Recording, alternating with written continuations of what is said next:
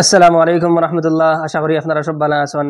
আজকের এই ভিডিওতে আমরা নবী করিম সাল্লাল্লাহু আলাইহি ওয়াসাল্লামর বাল্যকালের কিছু কথা জানবো। নবী করিম সাল্লাল্লাহু আলাইহি ওয়াসাল্লামর দাদার ইন্তেকালের পরে নবীজির চাচা হযরত আলী রাদিয়াল্লাহু তাআলা আনহুর বাবা আবু তালিবে নবীজির লালন পালন করছেন। নবী করিম সাল্লাল্লাহু আলাইহি ওয়াসাল্লাম জন্মের সময় বিলকুল সাফ সুতরা আসলা, শরীরের মধ্যে কোনো ধরনের গন্ধগি আসলো না। নবী করিম সাল্লাল্লাহু আলাইহি ওয়াসাল্লাম জন্মগত মখতুন আসলা। নবীজির দুধমা দুইজন, সুয়াইবা এবং হালিমা সাদিয়া। আরবের উচ্চ পরিবারের একটা আদত আসলো, তারা বাচ্চারে লালন পালনের লাগি আশপাশের গাঁর মধ্যে দিলেই যাতে বাচ্চা সুস্থ হওয়ার মধ্যে বড় হয় আর শরীরের মধ্যে কোনো বেমারি থাকে না, আর শুদ্ধ ভাষা পিওর ভাষা শিখ। শহরের মধ্যে বিভিন্ন জায়গার মানুষ দেখায় পিওর ভাষা পাওয়া যায় না। নবী করিম সাল্লাল্লাহু আলাইহি ওয়াসাল্লাম বাল্যকালে মেধাবী, বুদ্ধিমান, সবর শক্তিওয়ালা আর খুদ্দার আসলা। গম্ভীরতা আর সততার এক ফুতলা আসলা। নবীজির খেলাধুলায় বিলকুল আগ্রহ আসলো না। নবীজির কোনো সময় সতর খুলতো না। একদিন ইত্তেফাকান সতর খুলে গেছিল, নবীজি সাল্লাল্লাহু আলাইহি ওয়াসাল্লাম বেহুশ হয়ে গেছেন। খাওয়ার সময় বাচ্চারা যেভাবে চিল্লায়, নবী করিম সাল্লাল্লাহু আলাইহি ওয়াসাল্লামে চিল্লাইতে না, বরং আনামাতি বইয়া থাকতা।